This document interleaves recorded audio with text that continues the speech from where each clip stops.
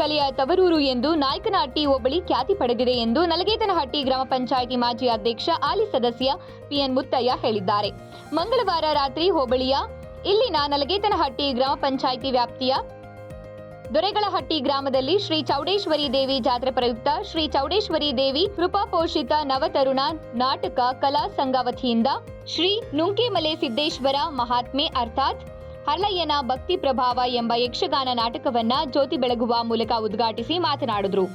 ಯಜಮಾನರಿಗೂ ಮತ್ತೆ ಗ್ರಾಮ ಪಂಚಾಯತಿಯ ಸದಸ್ಯರಿಗೂ, ಯುವಕರಿಗೂ, ಊರಿನ ಎಲ್ಲ ಗ್ರಾಮಸ್ಥರಿಗೂ ಈ ಒಂದು ಕಾರ್ಯಕ್ರಮಕ್ಕೆ ಸ್ವಾಗತವನ್ನು ಹೇಳುತ್ತಾ, ಈ ದಿನ ನಮ್ಮ ದೊರೆಗಟ್ಟಿ ಗ್ರಾಮದಲ್ಲಿ ಚೌಡೇಶ್ವರಿ ಜಾತ್ರೆಯ ಪ್ರಯುಕ್ತ ನುಂಕೇಮಲೆ ಸಿದ್ದೇಶ್ವರ ಸ್ವಾಮಿ ಮಹಾತ್ಮೆ ಎಂಬ ನಾಟಕವನ್ನು ಹಮ್ಮಿಕೊಳ್ಳಲಾಗಿದೆ.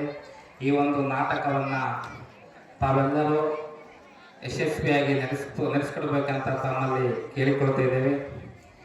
ಈ ಒಂದು ನಮ್ಮ ನಲಗೇತನಹಟ್ಟಿ ಗ್ರಾಮ ಪಂಚಾಯತಿ ಈ ಗ್ರಾಮ ಪಂಚಾಯತಿಯಲ್ಲಿ ಮತ್ತು ಇಡೀ ನಾಯಕನಹಟ್ಟಿ ಹೋಬಳಿಯಲ್ಲಿ ಈ ಒಂದು ಕಲೆಗೆ ಹೆಚ್ಚಿನ ಒತ್ತು ಇದೆ.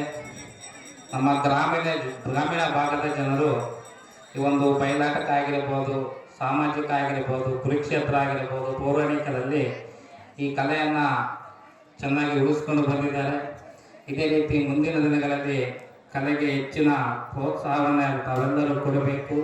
ಈ ಒಂದು ಕಲೆಯನ್ನು ನಾವೆಲ್ಲರೂ ಗ್ರಾಮೀಣ ಭಾಗದ ಜನರು ಉಳಿಸ್ಕೊಂಡು ಹೋಗ್ಬೇಕಂತ ಹೇಳ್ತಾ ತನ್ನ ಮಾತನ್ನು ಮುಗಿಸ್ತೇನೆ. ಜೈ ಹಿಂದ್, ಜೈ ಕರ್ನಾಟಕ. ಇದೇ ಸಂದರ್ಭದಲ್ಲಿ ಬಯಲಾಟ ಅಕಾಡೆಮಿ ಸದಸ್ಯ ಬಿ ಮಾರನಾಯಕ, ನಲಗೇತನಹಟ್ಟಿ ಗ್ರಾಮ ಪಂಚಾಯಿತಿ ಸದಸ್ಯರಾದ ಕೆ ಬಂಗಾರಪ್ಪ, ಬೋಸಯ್ಯ, ನಲಗೇತನಹಟ್ಟಿ ಬೋರಮ್ಮ, ನಿಂಗರಾಜ್, ಶ್ರೀಮತಿ ದ್ರಾಕ್ಷಾಯಿಣಿ, ಚಿದಾನಂದ, ಪೂಜಾರಿ ಸಣ್ಣ ಓಬಯ್ಯ, ಅರ್ಚಕರು, ಊರಿನ ಪ್ರಮುಖರಾದ ಯಜಮಾನ್ ಪೂಜಾರಿ ಓಬಯ್ಯ ಹಾಗೆ ಸಮಸ್ತ ದೊರೆಗಳಹಟ್ಟಿ ಗ್ರಾಮಸ್ಥರು ಇದ್ರು.